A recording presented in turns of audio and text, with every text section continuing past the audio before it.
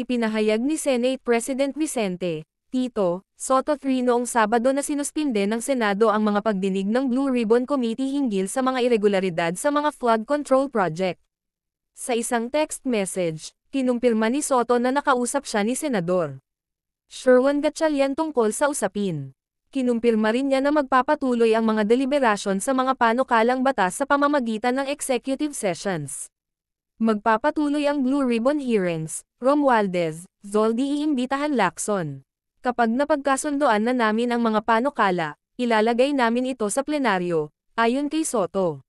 Nang tanungin siya tungkol sa nakatakdang pagdinig sa susunod na linggo, sinabi ni Soto sa mga mamamahayag, hintayin natin ang desisyon ni Senador Ping. Dagdag pa ng Senate President, pinag-uusapan pa nila ang imbitasyon ng Blue Ribbon Committee kina dating House Speaker Martin Romualdez at dating Ako Bicol Representative Zoldi Co, na kapwa na sangkot umano sa mga irregularidad sa flood control projects. Wala pang ibang detalye sa ngayon. Nakipag-ugnayan din ang ABS-CBN News sa opisina ni Senate President Pro Tempore Panfilo, Ping, Lacson hinggil sa usapin, ngunit sinabi ng kanyang tanggapan na wala pa silang natatanggap na impormasyon tungkol dito. Sapagkat sabi pa ng isang netizen na maaari mawawala din itong anomalya sa flood control project sa Senate hearing na ganitong sistema ng Senado na kanselado lamang.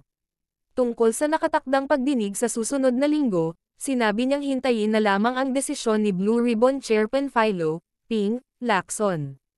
Let's wait for Senador Ping's decision, dagdag niya. Aniya pa, pinag-uusapan pa rin nila ang pag-imbite kina dating House Speaker at Leyte Rep. Martin Romualdez at dating Ako Bicol Rep. Zoldi Co, na sinasabing nakakuha ng kickback sa mga maanomalyang proyekto.